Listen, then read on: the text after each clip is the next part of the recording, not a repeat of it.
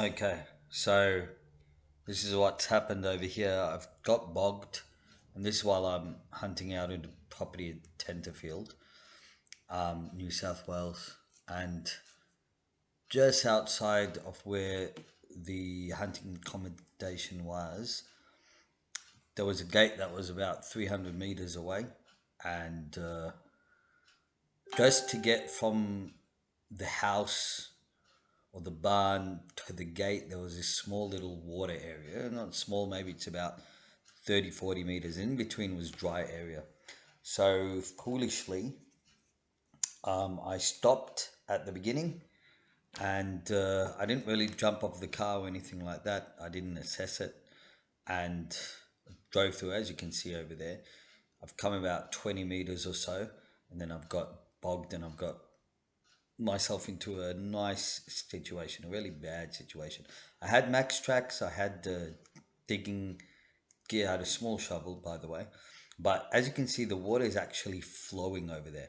So it's not just like it's a puddle. Only afterwards we realized that this was actually runoff from the mountains. You can see up there in the background from the hills.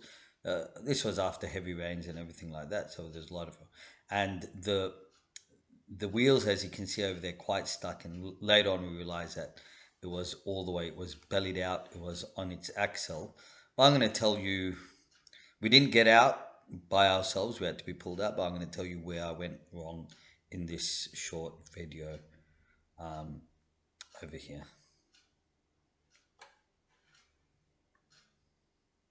Okay, so this is me again on day 2. So we left the vehicle overnight. The next morning we went for a hunt. We went up the mountains. We hunted a bit, came back down, and I said that I'm going to work on it. And I worked about 3 hours the next day. As you can see, I've dug all around. I've laid out as much as we could get, like logs and bricks and stones, and I have the max tracks there as well. Um, at this point in time, the axle is still bellied out. It's still on its axle. Other point to remember is that I'm only running at that point in time. I only had road tires on, highway tires on, so I couldn't get a whole amount of traction. Um, but yeah, this is I made one last push to get out, and as you'll see, that I did not manage to get out. But what I wanted to actually show everyone over here is where I went wrong, and what I should have done right, correct. So the first thing I should have done is stop the vehicle, jumped out, and had a look, assess the whole situation, had a look at it, and I would have noticed that it isn't just a small puddle. There's a runoff, and the ruts were quite deep. Even if I stepped in it, it would have went easy up to my, halfway shin deep, or even deeper than that. So that's point number one. Assess the situation. The second thing is I didn't have any momentum going through, and you can see in this how the wheels are spinning. I had no momentum going through. I just stopped at the beginning, and then I said, should I go? And I went. So I had absolutely no momentum. I was in 4H. Maybe I should have switched over to 4 low or 4 high. The other major mistake which I made is that when I did initially get stuck, is that I went through all of the gears. I changed from 4H, and then I went to 4 low, I went to 4 high, then 4 low. I tried to reverse it out as well. So all that happened was that the car got bugged, bogged in the mud and stuck even more.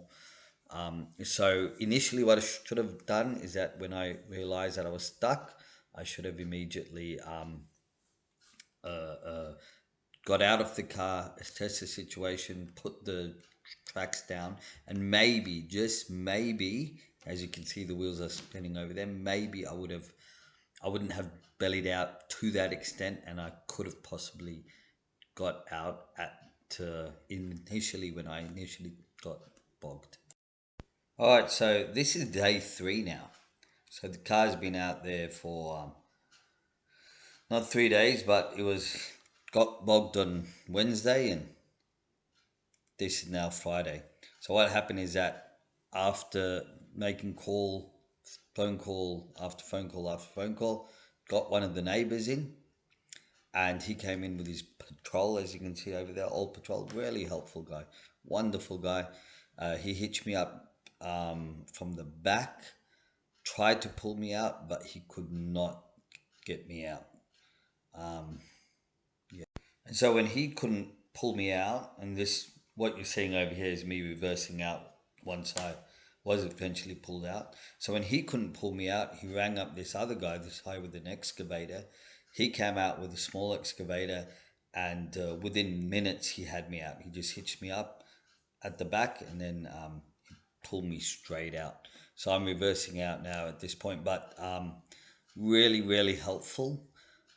He didn't charge me much at all, just $165. But the neighbor who came out was really wonderful. Spent 3 hours with me, wouldn't accept any payment for it. I offered him some goat meat that we had shot, wouldn't accept that as well.